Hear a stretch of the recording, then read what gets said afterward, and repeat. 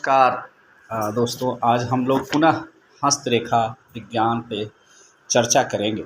हम आपके साथ हमारे हाथों में विराजमान 9 ग्रह सूर्य, चंद्रमा, मंगल, बुध, बृहस्पति, शुक्र, शनि, राहु एवं केतु की चर्चा करेंगे।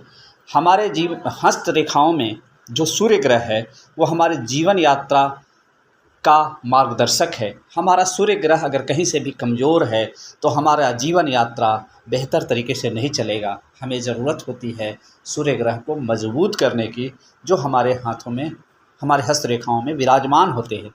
हमारे सौरमंडल का जो दूसरा ग्रह है वो चंद्रमा है। चंद्रमा हमारी भावनाओं की रानी है। हमारी भावनाएं अगर अनुकूल नहीं है तो हमें समझना चाहिए कि हमारी चंद्रमा में कहीं न कहीं दिक्कत है। हमारे ग्रह जो हाथ में विराजमान है चंद्रमा, उसमें कहीं दिक्कत है।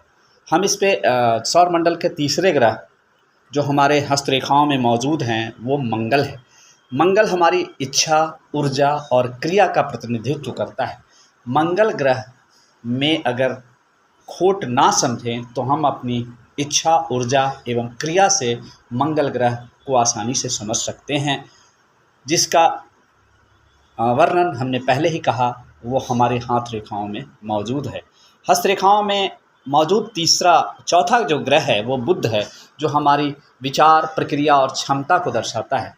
हमारे विचार, प्रक्रिया और क्षमता में कहीं भी कुंठाग्रस्त हैं हम, तो इसका मतलब ये है कि हमारे जो हस्तरेखाओं में बुध है वो कहीं न कहीं परेशान है, जिसे हमें इलाज की ज़रूरत है। उस बुध की इलाज की ज़रूरत है, तभी हमारी विचार, प्रक्रिया और क्षमता बेहतर हो सकती है।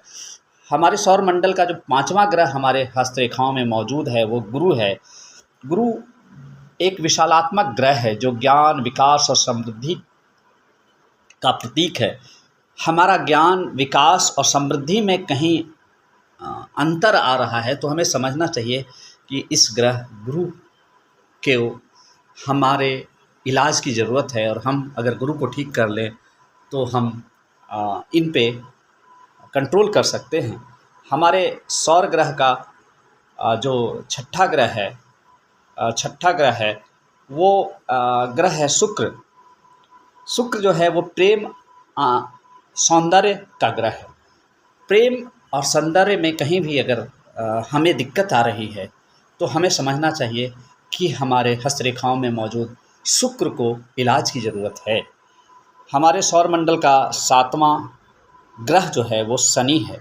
शनि अनुशासन, संरचना और जीवन की चुनौतियों का ग्रह है। अगर इसमें भी कहीं हमें परेशानी का अनुभव हो रहा है तो हमें उस शनि का इलाज करना चाहिए। हमारे सौरमंडल का 8वां ग्रह राहु हैं। हमारे सांसारिक इच्छाओं और भौतिक लाभों के खोज का ग्रह ये है। तो ये राहु भी हमें सिखाता है। और हमारे सौरमंडल का 9वां ग्रह जो हमारे हाथों में विराजमान है वो केतु है, जो आध्यात्मिक और कर्म संबंधी ग्रह है। तो आज हमने आपसे जो चर्चा किया है हमारे हस्तरेखाओं में मौजूद नवग्रह के बारे में, वो सूर्य, चंद्रमा, मंगल, केतु, बृहस्पति, शुक्र, शनि, राहु एवं केतु का। तो जब भी आपको अगर ये लगे कि आप अपने जीवन में कहीं न कहीं कुछ अनुभव कर रहे हैं, कुछ नकारात्मकता के शिकार आप हैं, तो आप ज़रूर संपर्क कर सकते हैं नवग्रहों के इलाज के लिए। और कुछ लोगों का ये कहना होता है कि जिनके हाथ नहीं होते उनके नवग्रह कहाँ होते हैं। तो मैं ये बतलाना चाहूँगा कि जिनके हाथ नहीं होते उनका मार्गदर्शक या जीवन का यात्रा सूर्य के वजह से कैसा होता है। जिनके हाथ नहीं होते उनका चंद्रमा के वजह से भावनाएं पे कैसे ठेस पहुंचती है। जिनके हाथ नहीं होते उनके हस्तरेखा में विराजमान मंगल, जो इच्छा, ऊर्जा और क्रिया का प्रतिनिधित्व करता है, वो परिलक्षित हो जाता है।